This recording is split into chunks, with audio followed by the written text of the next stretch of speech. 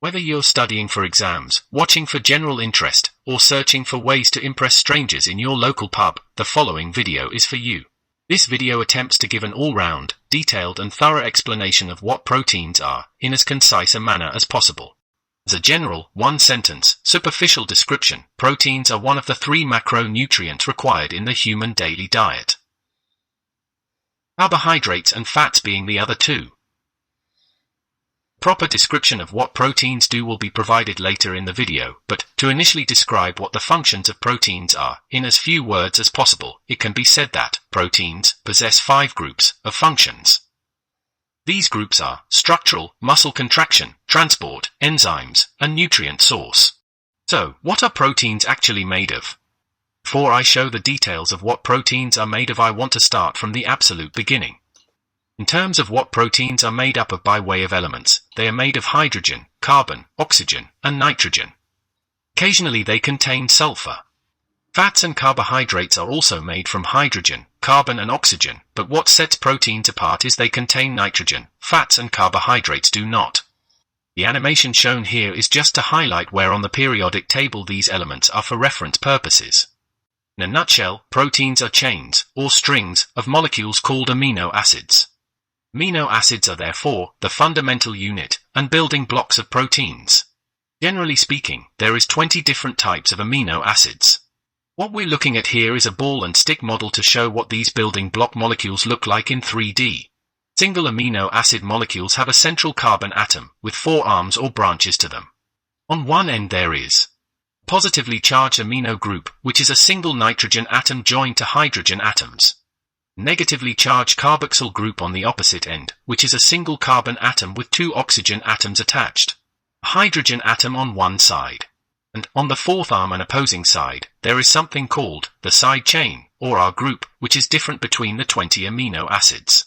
R groups are what give each amino acid unique and different characteristics, and ultimately determine the unique shape and attributes of every different protein.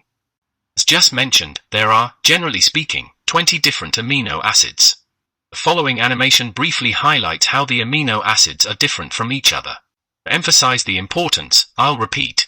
It's the R group side chains that is different between each of the 20 amino acids. Out of the 4 arms that each amino acid possesses, both ends, and one side arm, is exactly the same. The only difference is the R group side chain. Again, the R group is the only difference between amino acids, and the region responsible for the behavior of amino acids and ultimately proteins. Side chains are generally classed as being hydrophobic or hydrophilic, which means they make or avoid contact with water and, or can possess a positive, negative or neutral charge. This process continues, and a chain of amino acids is formed. Each time an additional amino acid joins the chain, a peptide bond is formed, and a water molecule is ejected. This is the definition of a protein, a chain of amino acids. Note, the green ball, R groups or side chains are present on the sides, in an opposing manner, i.e. one up, one down, one up, one down. Understanding proteins in a general, or superficial manner, is relatively straightforward. However, understanding proteins on a granular, molecular level requires time and inclination. With that being said, and the topic of what are proteins made of having already been covered, the following section of video will cover superficially the topic of protein structure. When describing protein structure, it is generally classed in 4 sequential ways: primary structure, secondary structure, tertiary structure, and quaternary structure. To reiterate, the molecular structure of proteins is classed in 4 sequential ways. Primary structure is simply the order, or sequential position, of amino acids along the string. Secondary structure describes specifically where hydrogen bonds occur between amino acids in a protein chain, as part of a protein's initial folding, but not its final folded form. There are 2 types of secondary protein structures, which are called beta-pleated sheets and alpha helices. The image highlights, with a gridded sphere, where the hydrogen bonds are formed, which is between the amino group and carboxyl group, of 2 amino acids, physically close to each other, but not between 2 amino acids next to each other, as in the primary structure. Tertiary protein structure describes the final, 3-dimensional structure that proteins attain, and results from the hydrogen bonds as described by the secondary structure, but also all types of chemical bonds produced by the side chains. Chemical bonds in tertiary protein structure therefore includes the following bonds types: ionic bonds, electrical charge interactions, hydrophilic or hydrophobic interactions, i.e. do they position themselves inside a protein to avoid water, disulfide bridges, which are bonds made between cysteine amino acids only, and hydrogen bonds. Quaternary protein structure describes the final, three-dimensional structure of multiple, separate proteins joined together, again, using all the chemical bond types as described, for tertiary protein structure. Okay, so, what do proteins actually do? Although proteins have a unique independent function, there is a general commonality between various proteins. Therefore, a simple way of describing what proteins do is to categorize them. This is commonly done by attributing their functions to 5 different groups. As mentioned at the beginning, and to reiterate, the way that protein functions are typically classed by function is via 5 different categories: structural, muscle contraction, transport, enzymes, and nutrient or energy store. Structural proteins literally provide a physical structure by compartmentalizing regions and holding things together in place.